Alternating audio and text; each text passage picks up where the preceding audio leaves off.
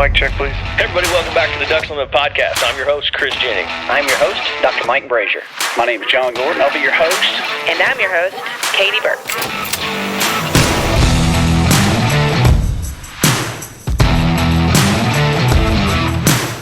Welcome to the Ducks Unlimited podcast, the only podcast about all things waterfowl.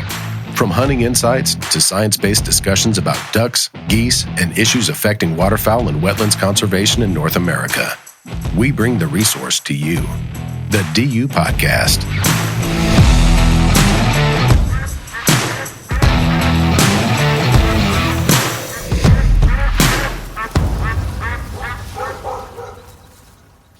Thanks for joining us here on this particular episode. And it's going to be an exciting episode because we have a very special guest with us. And one of the things that I enjoy most about this podcast is it does give us an opportunity to connect with so many of our partners, so many of our colleagues in the waterfowl and wetlands conservation field. And today is certainly no exception. It's also pretty special because in studio with me here, I have a co-host, very special co-host, Dr. Karen Waldrop, Ducks Unlimited's very own Chief Conservation Officer. Karen, welcome. Thank you. Excited to be here. And then joining us remotely is our very special guest, the Director of the U.S. Fish and Wildlife Service, Ms. Martha Williams. Martha, thank you so much for joining us and for being here with us today. Thank you, Mike, and it's always nice to be here with you too, Karen. Good to see you. Martha, I'll start out by congratulating you on your confirmation earlier this year on becoming the new director of the U.S. Fish and Wildlife Service. We, within Ducks Unlimited, have so many friends, so many professional colleagues within the U.S. Fish and Wildlife Service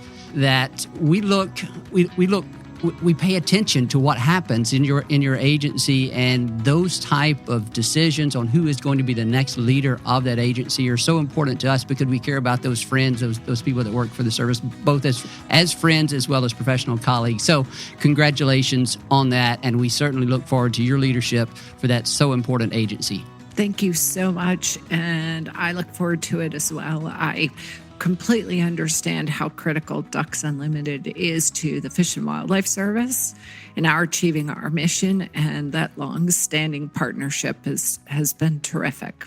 So, Director Williams, one of the first things that we typically do when we have guests is get to know that person a little bit at the very start. Then we'll have some other questions about your priorities for the agency as we go forward here. But first, let's just let our listeners learn a little bit about you. And I have a series of questions here. We'll start with this one. Just tell us generally about your personal and professional background for those that may not be aware of it.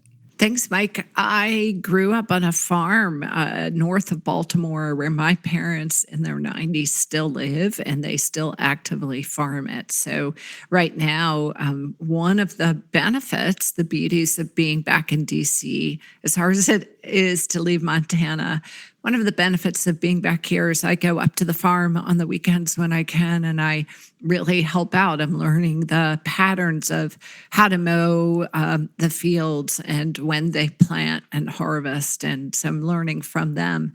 And what I've come to understand, and going back to the farm and helping out, is just how intertwined the outdoors and the landscape place was to us as a family growing up, and that was so instilled in us. So then I went west when I was 1976. I guess I won't say how old I was when in 1976, but it was a formative experience, and I went west every opportunity I had after that, working in Wyoming on a ranch and eventually going to law school there and falling in love with wildlife issues and conservation generally. So it's been very much a part of me as a person, as well as my professional or my career throughout time. And I've learned a lot and always have a lot more to learn too. So, Director Williams, you kind of answered part of my next question in your earlier response, but I want to explore it a little bit more. We oftentimes ask our guests, was there one thing that sort of set you on your path to your certain career, or has there been any other type of very influential, very memorable moment along that path that has stayed with you to that point, that has helped shape you and further your maturation as a professional in this field? Anything of that to kind of add to your previous question? I love that question, Mike. And I used to ask it of my students. And I think as a parent, what opportunities we provide our kids that are formative later on in life for them. And I think when we took that trip across the country and I fell in love with the West and kept going back there and, what was it about it? I think it was the wide open spaces. I think it was the wildlife that we could see. It was a way of life that I, really resonated. So probably that. And I think also kind of going back to the first question, being an attorney for Montana Fish, Wildlife, and Parks, and working on the wolf litigation early on and gaining this understanding of how complex many of these issues are, and that everybody comes to them with very real perspectives, and the need to listen to those perspectives and try to really understand them and sort through them. I think that has been formative as well for me and how I approach those issues now at the U.S. Fish and Wildlife Service. One more related question, then I'm going to hand it over to Karen for a few questions.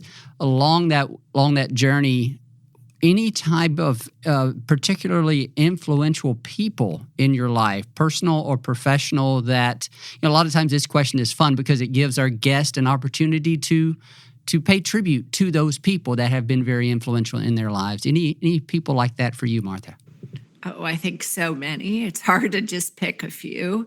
But I did go to the University of Montana to law school to study under Marjorie Brown. She was a natural resources, public lands, Indian law professor. And she went about her work with such humility and wisdom that I was really drawn to her as a mentor. I think also of Michael Bean, who was so knowledgeable and yet so soft-spoken. And those are probably two key ones. I also, for what it's worth, I think of, at the time, I thought of Ruth Bader Ginsburg in that she was so incremental and very strategic in how she set out her opinions. So I think what I learned from that is knowing how to lay a groundwork or framework for later decisions that to create opportunities is so important. When those circumstances come up, if you've done your homework, then you have those opportunities before you, but maybe not if you haven't done your homework all along the way. That's great. Thank you for sharing that. That's pretty cool to hear. Martha, talking about you talked about being able to go out west and kind of the experiences and falling in love with everything that has to do with the outdoors and being out west. I was just wondering if you could share with us some of your favorite outdoor activities. Thanks, Karen. That's so funny. I would say anything outside. But yeah, I mean, I love being on rivers. I love waking up camping and waking up next to a river. I love hunting because I love getting out early in the morning and being so attuned to the sounds and things going on around you. But I think what I've also learned over time, even being here in DC, is it can be as much as being in your backyard or going to the local park, that while these wild places are so compelling and draw me and many others, it's just being outside and paying attention to your backyard and local places are pretty special too. I could not agree more. What are some, if you had a couple of your favorite hunting experiences, is there a couple that you would be interested in sharing? Sure. I have one. It's not hunting, it's shooting. On my honeymoon, we went to Hawaii, and my husband, who loved to hunt and fish, there was a sporting clays course there, and he took me to the sporting clays course, and I can't pretend to be very good. And I had one of those days, those lucky days, where I just nailed it. And he looked at me like, Wow, score. I mean, I'm excited that we got married, but whoa, I didn't know you could shoot so well. Double score. That was just a one-time deal that I shot that well. But I think of the first time I went elk hunting and how kind of spiritual and magical the experience was of being by myself in a place where I was, again, so attuned to my environment. And I envisioned an elk coming across this draw. I was very aware of how far I could shoot or not, and only wanting to take a clean shot. And unbelievably, 4 hours later, a bull elk came right where I had imagined, stopped very much within the line of fire, stopped sideways to me, turned and looked at me like, are you going to do something or not? And I did shoot it in one shot, and it was, I put sage in its mouth to honor it, and, very much appreciate having that meat in my freezer and knowing where it came from. But it was a very incredible experience, and think, oh my gosh, for my first time out elk hunting, that it could happen in that way. It was pretty special. That does sound special, and there is something special about the majestic elk. So that's a great story. Both of them are wonderful stories. If it's all right, I'll switch gears a little bit. Kind of want to talk about what I think was probably a very exciting day for you and your family. But I was just wondering if you could share with us, what did it mean to you and to your family to when you learned that our President Biden, had nominated you to lead the agency that has all this great responsibility that we talked about, and the partnerships and managing and conserving our nation's fish and wildlife resources? Great question. I think back to how I talked about Marge Brown, it was incredibly humbling, exciting, nervous excitement, and it was just such an honor.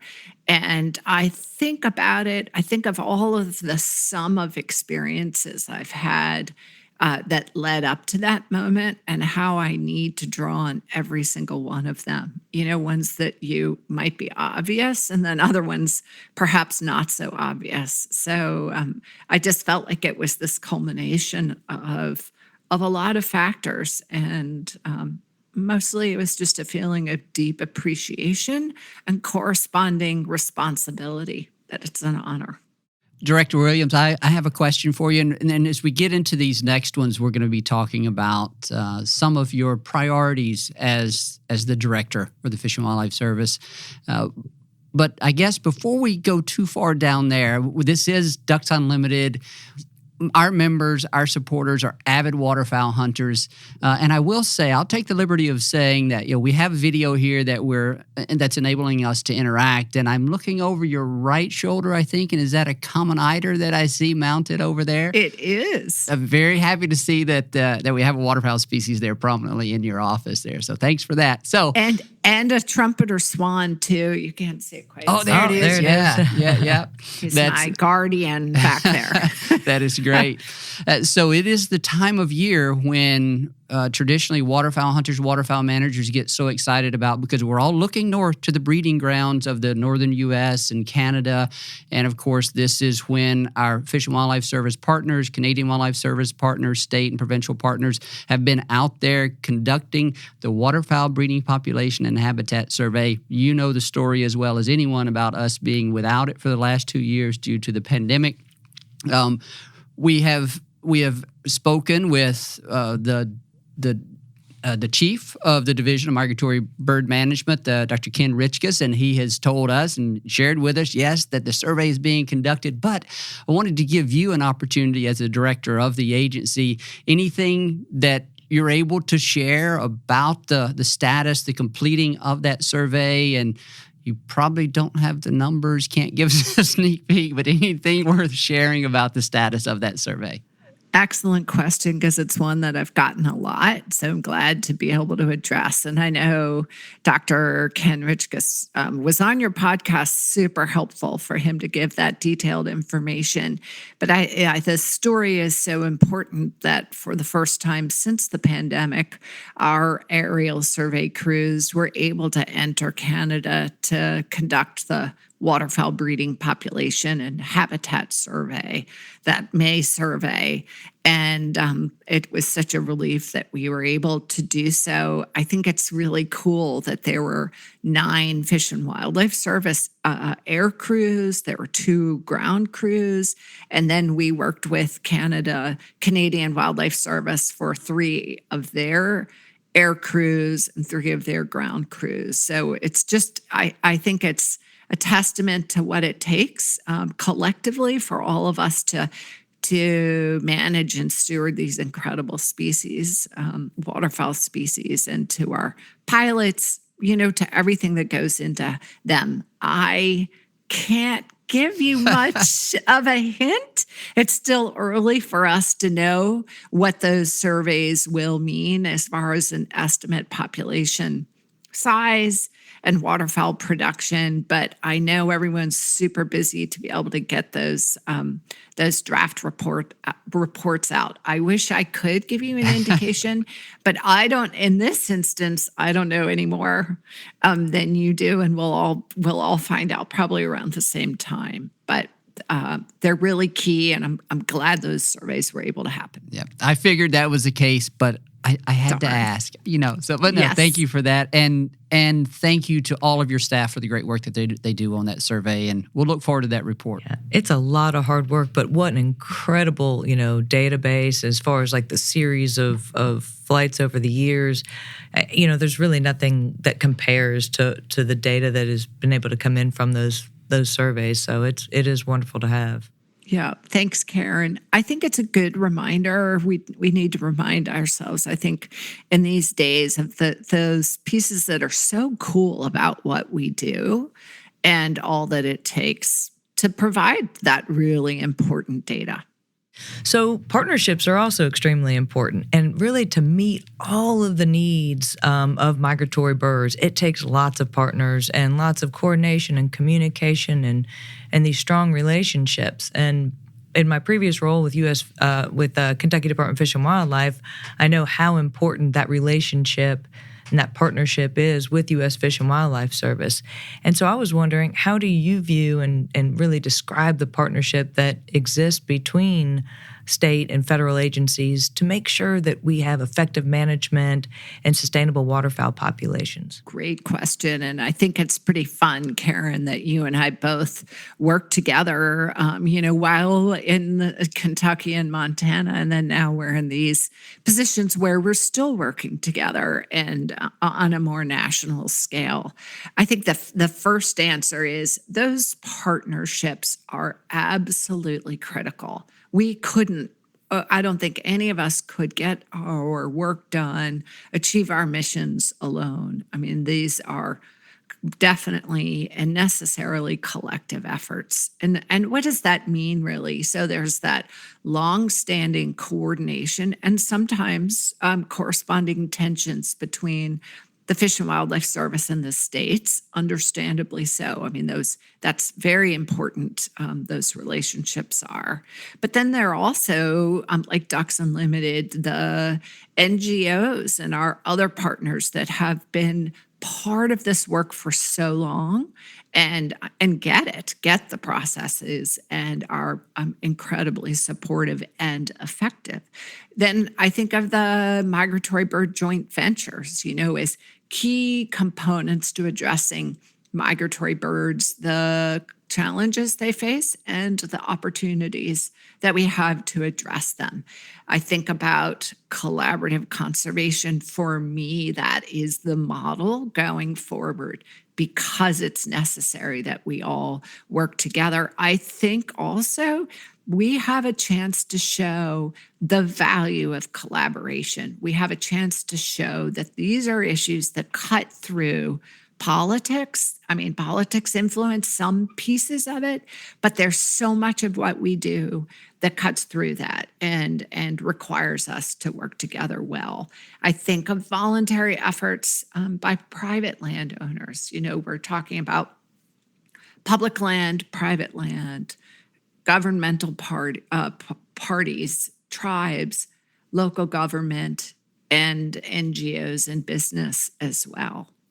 Well, and you alluded to it some, like with private landowners, but, we always talk about that hunters and anglers, they pay for conservation, right? We say that a lot, and it's true. And so I was wondering if you could talk a little bit about the importance of that their contributions, hunters, anglers, to habitat management, to funding conservation, influencing policy, and then also like social science and helping provide a lot of the data that we need, especially with waterfowl and populations. I'm so glad the way you framed that question, Karen, because I think often we talk about hunters and anglers about the financial contributions they make, which are incredibly important. I hope you see, the listeners can't see that I have a duck stamp pin on, and I just purchased my duck stamp last week that I have right here. So I get how incredibly important the migratory bird hunting and conservation stamp. Duck stamp is to conservation, but what you mentioned too is it is that financial component. It is also that key part of public education efforts, that historical political engagement, and also gathering information and data, whether it's the hard data or the social science as well. I mean, I think it's hunters and anglers are so important to this bigger picture of how we all work together toward these common goals, that it's integral throughout all of our work. And I should say I'm also greatly appreciative to all these partners and to hunters and anglers. I don't want to miss that point. They play a very important role, as we are also, all of us here are also hunters and anglers as well. And so, we understand both sides of how important that information that we gather and being involved, hunters and anglers, and their involvement in caring about conservation is so vitally important to the future of waterfowl, wildlife, fisheries, everything in our future in this country. So definitely, I echo your thoughts of appreciation. It makes me think, Karen, we support that which we know. You love things that you know, and I think those who've been engaged in this work and nature, waterfowl for a long, long time, are so engaged because they know it and love it, and that's really important. And the support for legislation their investments of time and resources it's pretty remarkable. They're true leaders, and really, as you said, Director, we invest in the things that we care about and that we know about, and hunters and anglers do it in so many different ways. Right. And like speaking of the legislation, we've seen a lot of legislative initiatives lately that have the potential to deliver so many great benefits for waterfowl and other migratory birds.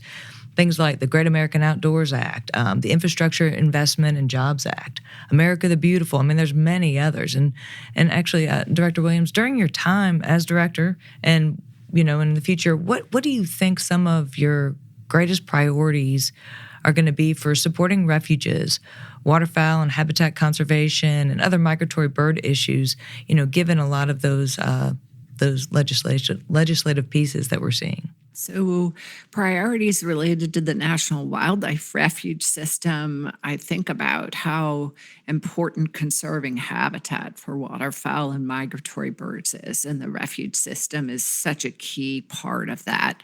So, the refuge system has a strategic growth policy where we really are focused on our priorities of conserving North American waterfowl and migratory birds. Very grateful for the Permanent Land and Water Conservation Fund money directed toward acquiring that important habitat. I think also of continuing to expand opportunities for recreational hunting and fishing on public lands, but also to continue to expand access and engagement to some of those urban wildlife refuges too, and to some of those communities that haven't always traditionally been engaged, to pay attention to our traditional constituents and continue to expand. And then I think of our coastal program and our Partners for Fish and Wildlife program, working through both and with Ducks Unlimited to enhance conservation and promote habitat connectivity and ecosystem resilience. I think of that work. A component of that is this restoration economy that's really important nationally, but also helps communities in so many different ways. So lots of priorities for the refuge system, and excited for all of the work we do together. Yeah, and I mean, speaking of some of those, other benefits of the work that we're all doing, the work on refuges and throughout the country, that I love hearing how you're talking about some of the gains and things that you guys can make in these areas, given the legislative priorities. And you mentioned helping communities. And I know that there have been times, and there will be more times, where the refuges can hold water during, certain flood events that will help from flooding issues downstream, or, for groundwater recharge, or creating more habitat to hold water during critical times. So I think that's wonderful that you guys are looking at all of those aspects of what we can do with some of these legislative priorities and some of these funds. And I'm glad you mentioned Land Water Conservation Fund as well, which is extremely important. So that's great. So if is there anything else on that you think of that to expand on some of those opportunities that maybe you guys are investigating? Sure. I mean, I think of,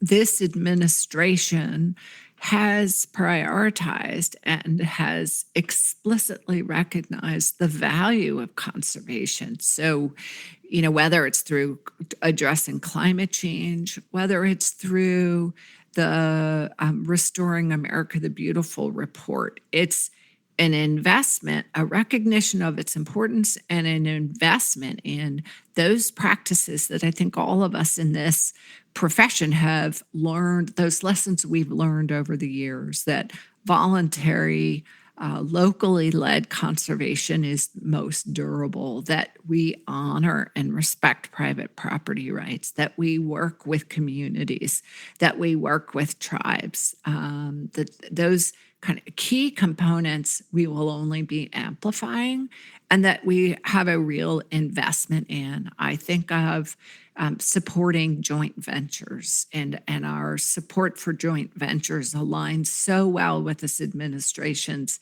efforts under America the Beautiful. And then I worry about the declining birds, the 3 billion birds that we have lost, and then our investments in how do we turn that around, and how do we do that collectively. DU's been incredibly helpful. Our joint ventures are critically important to that. NACA, our duck stamp, our flyways. There's so many ways we can work on this together, and have been, and create that really important partner foundation that we then build from as we get these investments. So RAWA, Recovering America's Wildlife Act, would be a game changer. I feel like that would be pretty darn exciting were that to pass, and we're all getting ready for it, right? For hopefully when it does pass.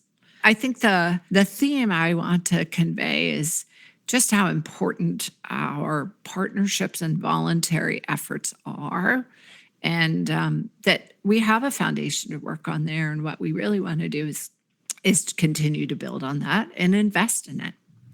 I was wondering if it'd be okay if I made a plug for a very important area of the country for our listeners, the Prairie Pothole region, and just wondering, anything there as far as efforts on maintaining that priority status there, or some things that you guys are thinking about?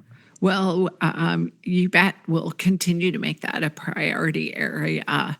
And so important, right, to our waterfowl species. And so we continue to be very engaged there and committed to that as a priority area. So, and I think I think you asked the question in part because our efforts really aligned with the DU's priority conservation areas. So, and I'm not sure that everyone realizes how much work the service employees are doing as far as work and conservation of the prairie pothole region, and working with landowners, voluntarily and building those relationships. Because as you mentioned earlier, how important private landowners are and landowner rights, and we need them, right? We need them in their partnership to help us with this. Absolutely. And absolutely, we understand the importance of working with private landowners and building those relationships over time. And I think of our Partners for Fish and Wildlife program as an excellent example of that. And to remember that we, the Fish and Wildlife Service, we are there to provide technical and financial assistance. That sometimes, we're there to help figure out how to be supportive. And it doesn't always have to be us. We get that sometimes the messenger is really important and we're there in a support role as well. Another program that has had a huge role in conserving bird habitat is the NACA program. That's the North American Wetlands Conservation Act, and it grants increased bird population. It grants support, increased bird populations, wetland habitat, and as we've just talked about, also supports local economies and those traditions of fishing, hunting, bird watching, family farming, cattle ranching, keeping families on the land. So it's amazing what NACA has achieved over the years, providing these benefits from flood control, reducing coastal erosion, improving water and air quality, and recharging groundwater, as I think you mentioned, Karen.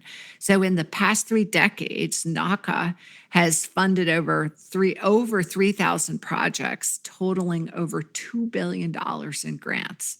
So I think it's just worth a pause to recognize what an incredible investment and contribution the NACA program has provided over the years and has included over 6,000 partners along the way, affecting over 31 million acres of habitat in a voluntary basis. Which is just simply amazing. Pretty awesome. Yeah, it is. Yeah. And we at Ducks Unlimited would find it extremely difficult to do the work that we do for wetlands and grasslands habitat work with all the partners if it were not for NACA. So we're extremely grateful. I'll go into our last question here and kind of build off this discussion about NACA and your previous reference to joint ventures. One of the things that Director Williams, you probably don't know about my previous position with Ducks Unlimited was as a staff member for the Gulf Coast Joint Venture. So I worked alongside in the same office with several Fish and Wildlife Service employees. I was a part of that joint venture community. And I know you talked several times in your responses about the importance of joint ventures and the role they play for migratory bird habitat conservation. So many of the other different parts of your agency, science apps, inventory and monitoring. And I know periodically names change for some programs, so if anything has changed there, my apologies. But all of those different components of the Fish and Wildlife Service, they rely on the gains through NACA and so many of the other programs that you've mentioned.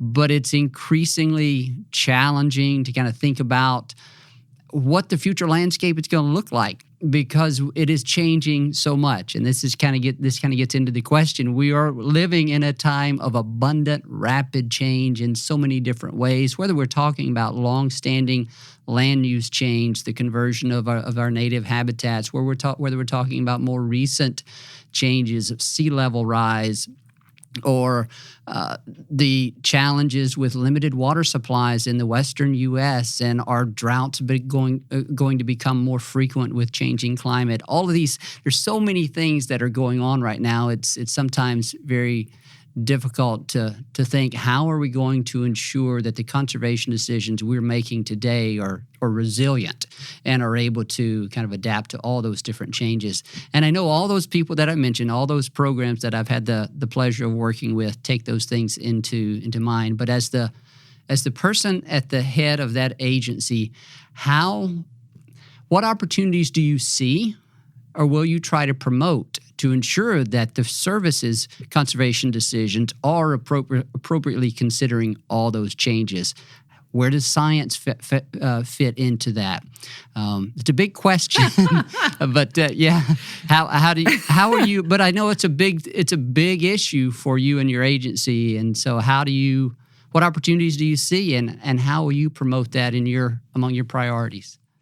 Wow. Thanks for that softball, but totally fair. No. It is totally fair. And let me say that, this is what I think about every night, or it keeps me up at night in a good way. So I think what you laid out are some pretty extraordinary challenges that come with impacts of climate change, drought, fire, invasive species. Concern about losing long-standing ranches and farms to development, biodiversity crisis, sea level rise, encroachments from saltwater. I mean, I'm probably missing a bunch. So lots of challenges before us. How do we pivot and be ready for them? I just last night went to the Jefferson Memorial with my son, my teenage son, and was reading an inscription there. Pretty remarkable that Thomas Jefferson recognized that we must adapt to a changing world. He used the analogy of, what if a little boy puts on a coat, and that same coat doesn't carry that little boy throughout his life, and recognizing now, what does that mean for us? Isn't it, I would argue, it's the Fish and Wildlife Service's responsibility to be looking to the future and to be pivoting to be relevant going toward the future. How do we do that? I think we absolutely stand by our traditional constituents, realize the value of all the work that's gotten us to where we are, and yet I think we absolutely have to focus on how we do our work. Are we being inclusive? Are we creating within the service the leadership and modeling what it means to have a workforce that feels valued and has then the support to pivot toward the future, to be prepared to bring more into the fold? What does that mean? How do we do it well? So I'm very much focused internally on making sure the service is as healthy as it can be to address these issues as they come in.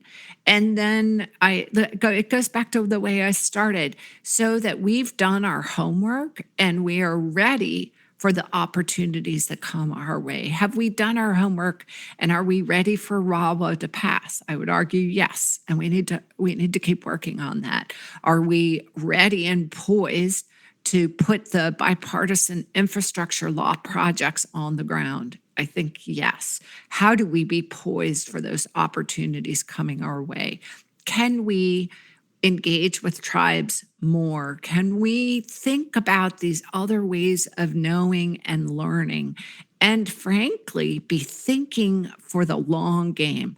Are we thinking generations to come, and can shift toward that long game and not just be focused on the next 5 years? But how do we be poised for our own communities to be healthy and supporting these wildlife and stewarding these resources for the long term? So I think it's control what you can, be prepared where you can, so you can meet those opportunities as they come your way and even create them. So I think we are in challenging, but also very exciting times for the relevancy of all of our work and the partnerships, like the partnership we've built with DU, to have that ready to be the best it can be in these challenging times. That's an amazing response. Thank you for that. If I could follow up on one thing, Ducks Unlimited, and I know the service as well, has long prided itself on using great scientific investments and great scientific information, investing in the development of that, the application of that.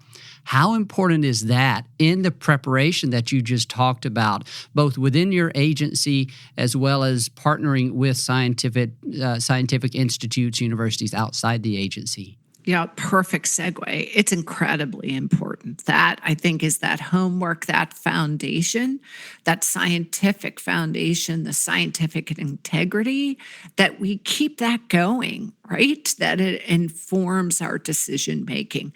And I would add, we are learning in addition to that, not to supplant it, but in addition to that, we understand more and more how important social science is. And as I mentioned, these traditional ways of knowing, to bring that into the fold as well. But it is the scientific data and foundation that we build through partners, through universities and ourselves, and say the USGS, all of us working together on those, that scientific foundation, it's the underpinning of all of our work. It should be. Well, I can think of no better way to end a podcast than talking about science and data and its importance in conservation decision making. I think you might have planned that. No, not me. Not me.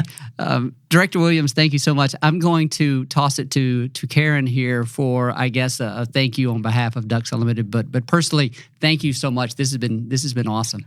This has been a lot of fun, and I'm hoping, Director Williams, we get together soon, maybe doing some hunting as well. I know it's been a little while since I've seen you. I think it's been 6 months or so when I was up there for that event, but it's been wonderful visiting with you today, and I honestly, wholeheartedly would like to thank you for being on here today.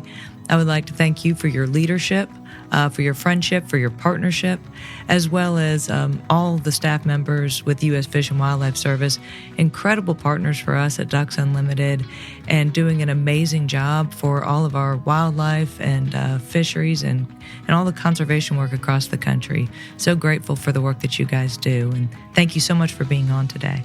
Thank you, Karen, as always. I'll take you up on that offer.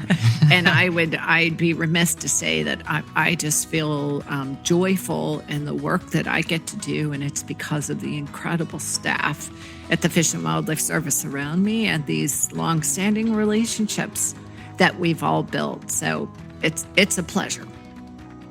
A very, very special thanks to our guest on today's episode, Director of the U.S. Fish and Wildlife Service, Martha Williams. We greatly appreciate her time, appreciate the work of her entire agency and all that they do for natural resource conservation in this country. Also thank my co-host, Dr. Karen Waldrop, our Chief Conservation Officer, for being here with us today. As always, we thank our producer, Chris Isaac, for the great job he does with these episodes. And then to you, the listener, we thank you for your time, and we thank you for your support of wetlands and waterfowl conservation. Thank you for listening to this episode of the DU Podcast. Be sure to rate, review, and subscribe to the show, and visit www.ducks.org/DU Podcast for resources based on today's topics, as well as access to more episodes. Opinions expressed by guests do not necessarily reflect those of Ducks Unlimited. Until next time, stay tuned to the ducks. Stay tuned to the ducks.